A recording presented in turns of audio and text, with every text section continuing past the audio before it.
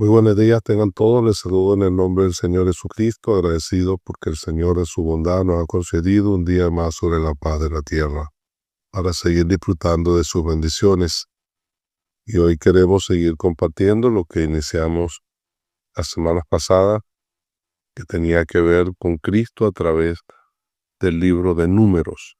En esta oportunidad vamos a leer en el capítulo 8, ahí hace referencia al candelero.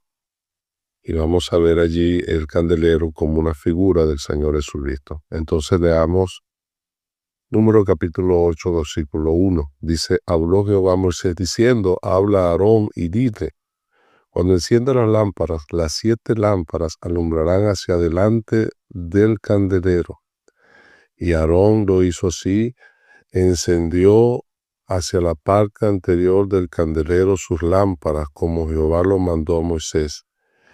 Y esta es la hechura del candelero, de oro labrado a martillo, desde sus pies hasta sus flores era labrado a martillo, conforme al modelo que Jehová mostró a Moisés. Así hizo el candelero. Dejemos la lectura hasta allí, contando con la bendición del Señor. Amén.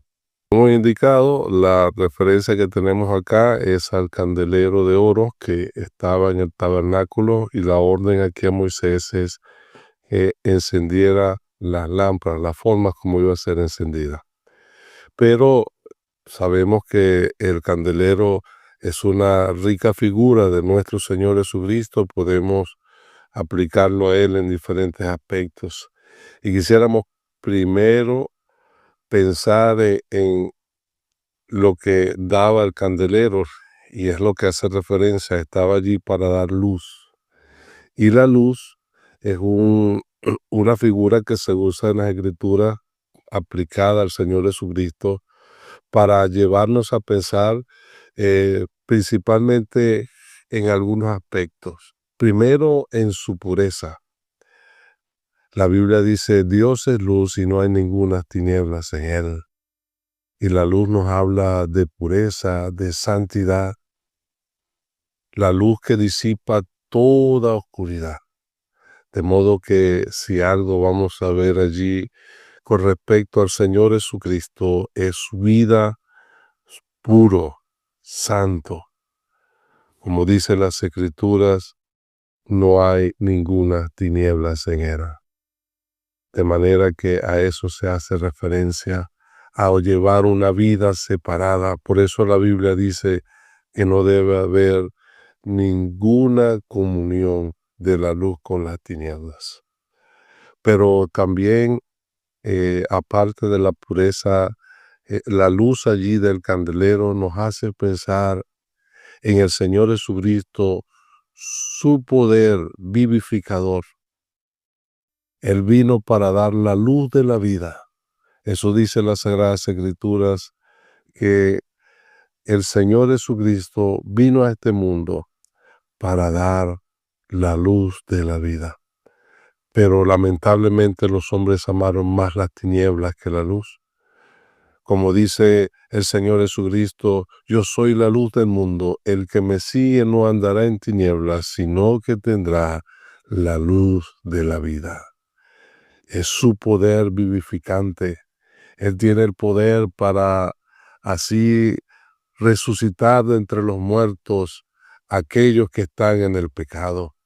Por eso cuando una persona cree en el Señor Jesucristo, se hace esa operación divina, el poder vivificante del Señor en sacarlo de las tinieblas a su luz admirable, porque Él es luz y tiene un poder vivificante. Pero también en el candelero, cuando estamos leyendo allí, dice que tenía que ser encendida la lámpara, y eran 7 lámparas.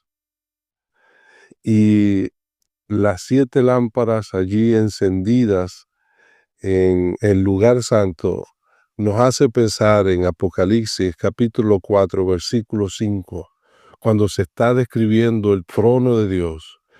Dice que delante del trono estaban siete lámparas encendidas, que son los 7 espíritus de Dios.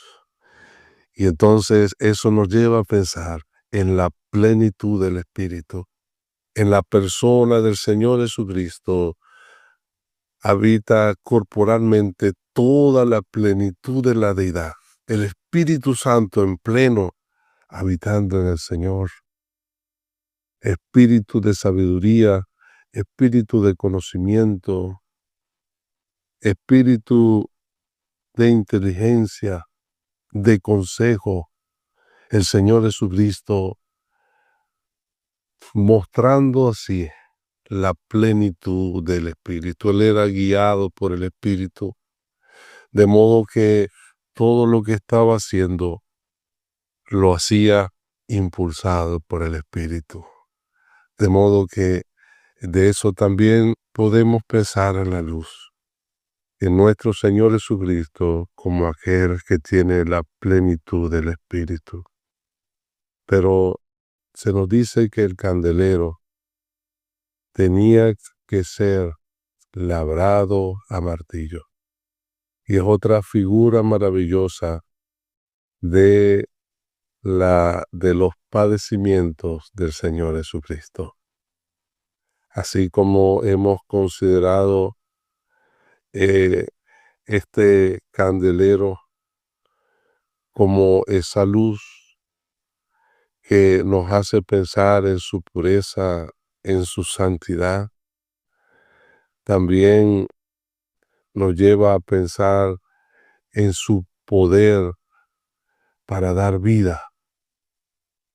Pero la plenitud del Espíritu en él, tenemos que llegar también a este punto, que es un tremendo contraste.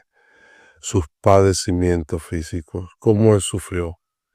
Labrado a martillo, el golpe del martillo cayendo sobre él. Y eso era la obra que se hacía con el oro. De una sola pieza iba a ser formado el candelero. Y creemos que aquí hay una hermosa figura de los que el Señor Jesucristo estuvo dispuesto a padecer, dejándose en las manos de su Padre. Nos dice las Sagradas Escrituras que Él allí en el Getsemaní pudo exclamar: no se haga mi voluntad sino la tuya, no sea como yo quiero sino como tú. Y Él entendió que para llevar a cabo la obra de la redención tenía que padecer mucho. Por eso Él dijo a sus discípulos: es necesario que el Hijo del Hombre sea entregado en manos de pecadores, que padezca mucho hasta la muerte.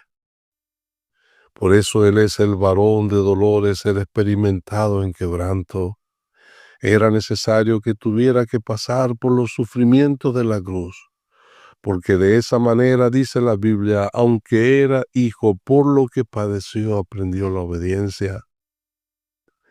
Él se humilló a sí mismo, haciéndose obediente hasta la muerte y muerte de cruz. Él padeció por causa de nuestros pecados. El martillo de la justicia y de la ira de Dios cayendo sobre él para dar forma a la redención y salvación de nuestras almas. De manera que alabamos a nuestro bendito Salvador, porque entendemos que para Él traernos la salvación y el perdón de nuestro pecado, estuvo dispuesto a sufrir, a padecer y a morir por nosotros en la cruz. Y es maravilloso porque Él mostró su amor para con nosotros en que siendo aún pecadores, Cristo murió por nosotros. Deseamos pues seguir meditando en lo que Él ha hecho a nuestro favor.